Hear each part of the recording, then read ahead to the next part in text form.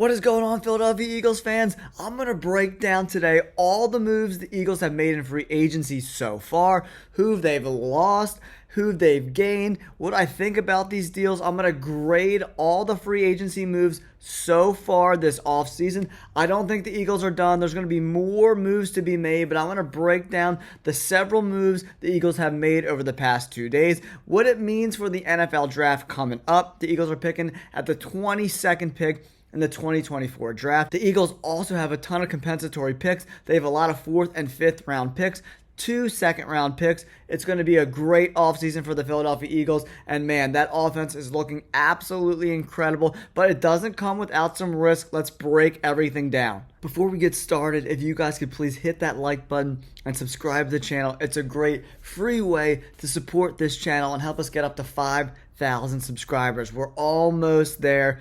Let's keep watching these videos, having fun, breaking down the NFL, and for Eagles fans, this is going to be a great video. Okay, the first guy I want to talk about is Matt Hennessy. He's going to bring some guard help for this offensive line who just lost Jason Kelce. We have Cam Jurgens and Landon Dickerson who are going to fill in the role. I think Dickerson's probably going to be the guy. They just re-upped him to a 4-year deal to be the center for the Philadelphia Eagles moving forward.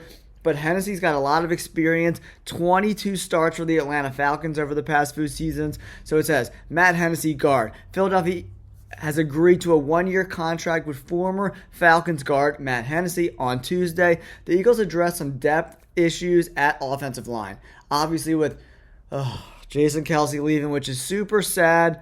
I bet you he's a little butthurt, I would say, that Saquon Barkley's coming, because getting to block for Barkley's got to be a lot of fun for offensive linemen. So he brings a lot of experience to the table. He's played in 41 games, 22 starts over the last 3 years in Atlanta, and he's got great position versatility. He could play guard, he could play center, and with Kelce being retired, backup lineman Jack Driscoll, I mean, we watched Jack play a lot last year, and he filled in for Lane Johnson at right tackle. I mean, the dude's not very good. He's super slow. His get-off is not very good. He's a career backup offensive lineman. I think they need to upgrade that swing tackle guy. Jack Driscoll, to me, is not the guy. Sue Aperta, he's a free agent too. Driscoll's a free agent as well. I hope they kind of get a better swing backup tackle than Driscoll. Aperta could be a good guy to be either at left or right guard to back up in a pinch. But Hennessy is a good preservation for the backup positions at this offensive line. Here's the risk. He's got some health concerns. He missed all of last season with a knee injury, so he was sidelined 6 games in 2022 as well. So this is a low risk, medium reward type of move. It's not going to change the game for the Eagles, but they just add a little bit more depth. Okay, next, they address the linebacker position. Zach Bond, he comes from the Saints. He is not going to be a starting linebacker by any stretch of the imagination, but he adds a little more depth. So what this deal means is they begin the process of addressing a back seven that needs a lot of work. Absolutely. The linebackers, the safeties, the corners. Corners are getting old. Bradbury was horrendous last year after a all-pro season 2 years ago. Darius Slay is still a serviceable cornerback at the NFL level, but Father Time is undefeated, and he's going to start to slow down in the next couple of years, and they're going to have to move on from both Bradbury and Darius Slay. Bond started 6 games for New Orleans last season, posting 2 sacks and interceptions and 4 tackles for a loss. He can be deployed both as an off and on-ball linebacker, giving new defensive coordinator Vic Fangio some options with some looks. The dude can blitz. He can drop back in the coverage. He's pretty diverse from the linebacker position. Linebacker was a major spot of vulnerability from the Birds last year. Everyone saw they were absolutely terrible at the linebacker position. The Eagles, I hope with one of these second-round picks, they got 2 of them, will address the linebacker position because Howie Roseman needs to invest in linebackers and safeties. Look what Kyle Hamilton, the safety for the Ravens, did for that defense. Big-time safeties make big-time defenses, and Howie Roseman needs to begin to realize that. Nakobe Dean has been hurt on and off. He's undersized, so I don't know if he's going to be the guy at linebacker in Fangio's system.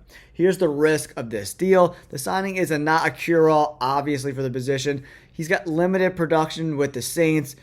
88 tackles over 62 games. I mean, he's not super productive, but he's a guy that can fill in on special teams and kind of play if somebody gets hurt. All right, here's the big dog, everyone. Saquon Barkley. Fly, Eagles, fly. Yes!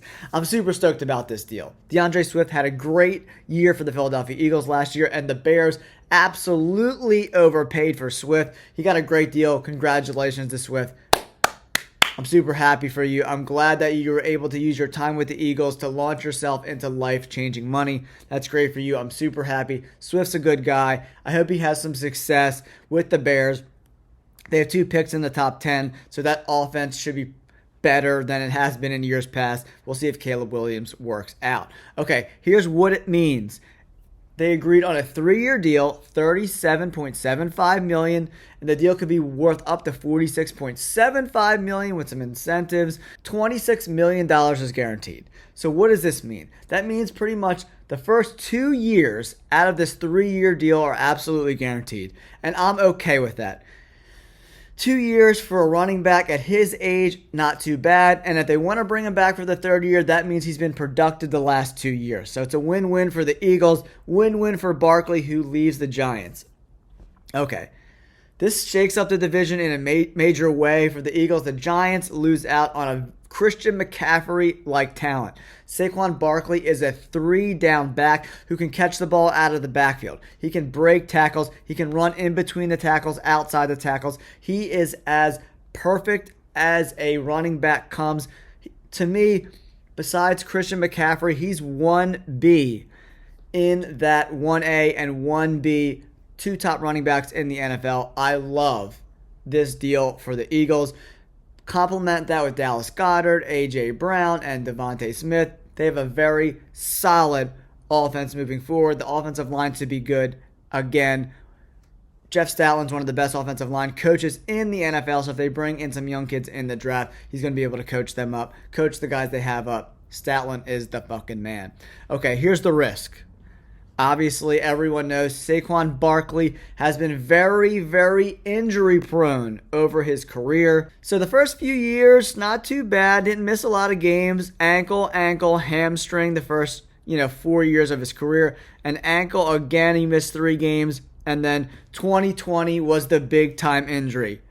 Right knee, he tore his ACL, MCL, and torn meniscus. Okay, so in 2021, he had another ankle injury. This was the left ankle, not the right ankle that he hurt earlier in his career. He got a neck stinger in 2022. That happens all the time in the NFL. If you're playing in the NFL, you're going to get stingers. If you ever played ball, stingers suck real bad, but you're not going to miss time. And then 2023, another right ankle injury. He missed 3 games. He banged up his elbow a little bit. If you're a running back, you're going to get banged up. But since 2020, he's missed 7 games in the 2021, 2022, and 2023 seasons.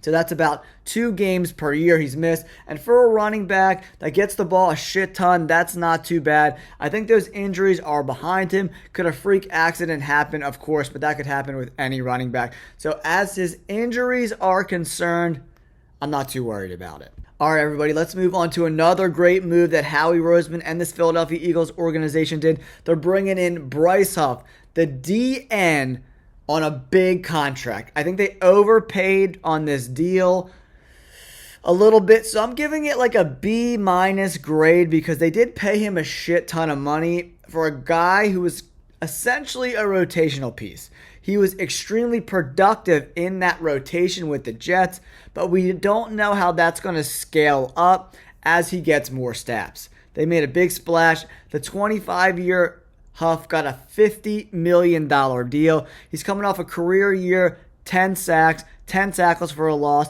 21 quarterback hits. This guy becomes the highest paid undrafted defensive player of all time, which is crazy. Awesome for him, dude. That proves that if you work hard at the NFL level, it doesn't really matter where you get drafted. You could still be successful in the NFL and make big time money after that initial rookie deal is up. So this means Hassan Reddick or Josh Sweat, probably one of them is going to go. I think Josh Sweat, he did this encrypted like Instagram post saying he's going to miss some of his fans or whatever. So it looks like Josh Sweat is probably going to be traded.